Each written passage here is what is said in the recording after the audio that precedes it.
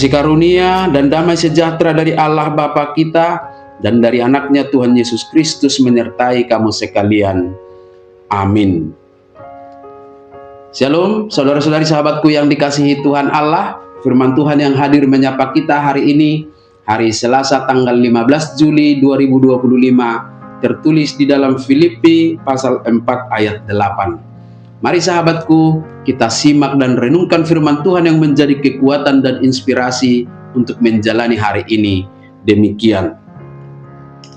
Jadi akhirnya saudara-saudara, semua yang benar, semua yang mulia, semua yang adil, semua yang suci, semua yang manis, semua yang sedap didengar, semua yang disebut kebajikan dan patut dipuji, pikirkanlah semuanya itu.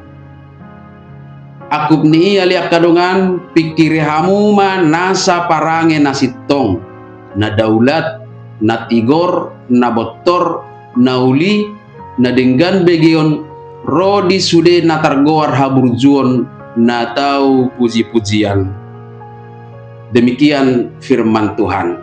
Sahabatku yang dikasihi Tuhan Allah, ketika kita memiliki waktu untuk merenung, pasti pikiran kita akan berpetualang, memikirkan segala sesuatu secara random, memikirkan ini dan itu.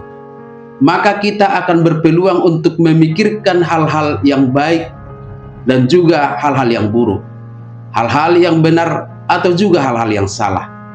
Kemudian jika seseorang terlalu sering memikirkan sesuatu hal, itu akan membuatnya mengingat-ingatnya dan akhirnya sulit untuk melupakannya. Tanpa disadari pun, sesuatu hal itu kemudian akan berubah menjadi sebuah ide. Ide berubah menjadi tindakan, lama-kelamaan menjadi sebuah kebiasaan, dan akhirnya menjadi karakter. Berbicara tentang karakter, Tuhan Yesus telah mengajarkan sebuah kebenaran yang dicatat dalam Lukas pasal 6 ayat 45. Yesus berkata, orang yang baik mengeluarkan barang yang baik dari perbendaharaan hatinya yang baik, dan orang yang jahat mengeluarkan barang yang jahat dari perbendaharaannya yang jahat, karena yang diucapkan mulutnya meluap dari hatinya. Perkataan, tindakan, bahkan karakter kita pasti bersumber dari hati kita. Sahabatku semua, sebagai seorang pengikut Kristus, ajaran kekristenan pasti selalu mengarahkan pikiran kita kepada hal-hal yang baik, hal-hal yang benar, dan hal-hal yang indah. Dan Paulus memberikan setidaknya ada 8 daftar hal yang indah-indah itu dalam nasaran kita ini, yaitu semua yang benar, semua yang mulia, semua yang adil, semua yang suci, semua yang manis, semua yang sedap didengar, semua yang disebut kebajikan dan patut dipuji. Hal-hal ini mewakili begitu banyaknya sifat-sifat yang diajarkan oleh kekristenan kita.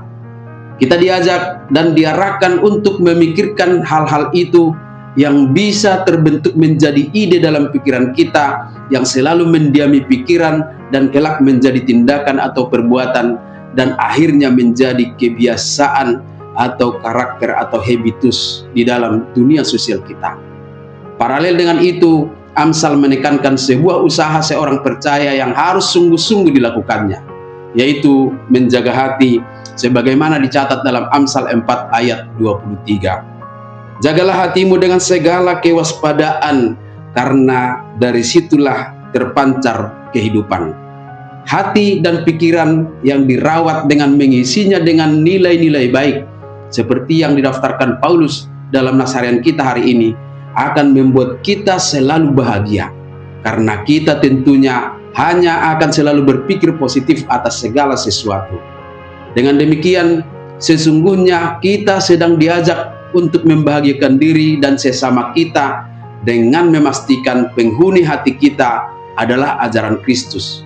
Ini sudah diteladankan oleh Paulus sebagaimana dicatat dalam Filipi pasal 4 ayat 9. Dan apa yang telah kamu pelajari, dan apa yang telah kamu terima, dan apa yang telah kamu dengar, dan apa yang telah kamu lihat padaku, lakukanlah itu.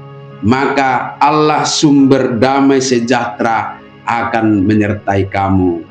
Amin. Selamat beraktivitas, Tuhan memberkati.